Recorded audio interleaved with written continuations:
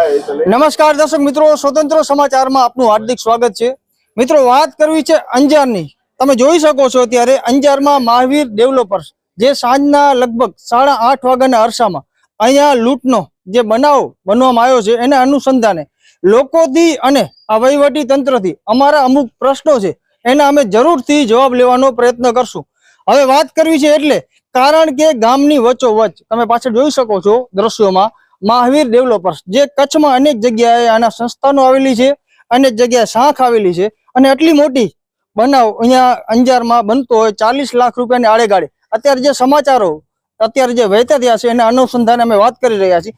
કારણ કે ફક્ત 500 થી 700 મીટરના આપણે કહી શકાય કે ફાસલામાં પોલીસ સ્ટેશન આવેલું હોય અને જો આટલી મોટી વારદાતને અંજામ આપવામાં આવતો હોય તો અત્યારે કાયદો કાનૂન અને વ્યવસ્થા શું કહી શકાય એના કારણે અત્યારે તમે જોઈ શકો છો દ્રશ્યોમાં અનેક લોકો અત્યારે અહીંયા ભેગા થયા છે। કારણ કે શું છે અત્યારે એક બનાવ અત્યારે એક પેઢી ઉપર આટલો ગાડી લઈને આવતા હોય છે, પાછળ એટલો મોટો બનાવ બનતો હોય છે અને એને અંજામ આપવામાં આવતો હોય છે ત્યારે અનેક પ્રશ્નો છે, સવાલો છે એ ઉદ્ભવતા હોય છે। ત્યારે શું કહેશે અહીંયાનું વહીવટી તંત્ર હોય કે પોલીસ હોય, એ શું આના પ્રત્યુત્તરમાં જવાબ આવશે, એ જવાબ જાણવો અત્યારે અગત્યનો છે। કારણ કે અવારનવાર ઐતિહાસિક અંજાર શહેરમાં આવી વારદાત બનતી હોય, હવે લૂંટને આંગળીયા પેઢી હોય કે હવે અનેક જગ્યાએ લૂંટના બનાવો બનતા હોય ત્યારે જાણવું અગત્યનું છે। કારણ કે વ્યવસ્થા છે, કાયદો કાનૂન છે અને સીધે સીધું ચેલેન્જ અત્યારે આપવામાં આવી રહ્યું છે કે અમે તો આ લૂંટને અંજામ આપ્યો પણ તમારાથી શું થશે એ જાણવું અત્યારે અગત્યનું છે। કારણ કે ખુલ્લે આમ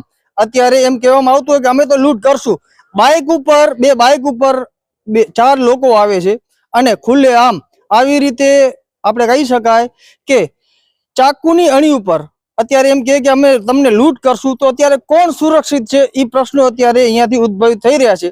બાકી તમે આ વિષય લઈ તમે શું કહી રહ્યા છો કમેન્ટ દ્વારા જરૂરથી જણાવજો। એક જાગૃત વિસ્તાર છે, 500 થી 700 મીટરના અંતરમાં અંજાર પોલીસ સ્ટેશન આવેલું છે, જાગૃત એરિયો છે અને આવી રીતે ખુલ્લેઆમ ચેલેન્જ આપવામાં આવતો હોય કે તમારાથી શું થશે તો હવે પોલીસને પણ ક્યાંક ને ક્યાંક આમાં આગળ આવવું પડશે અને પોતાની શાખ બચાવવા એને પણ પ્રયત્ન કરવા પડશે। બાકી શું અંજારમાં આવા રીતના કચ્છમાં બનાવો બનતા રહેશે, લોકોના પ્રાણ પંખીડા હોય અત્યારે તો રૂપિયા આપી દીધા, કદાચ ના આપત તો શું ખરેખર એના જીવ ઉપર આવી બનત। આવા બધા જે વિષય છે એને લઈ તમે શું કહી રહ્યા છો કમેન્ટ દ્વારા જરૂરથી જણાવજો। સાગર વાઘેલા સાથે નીરવ ગોસ્વામી, સ્વતંત્ર સમાચાર, અંજાર, કચ્છ, ગુજરાત।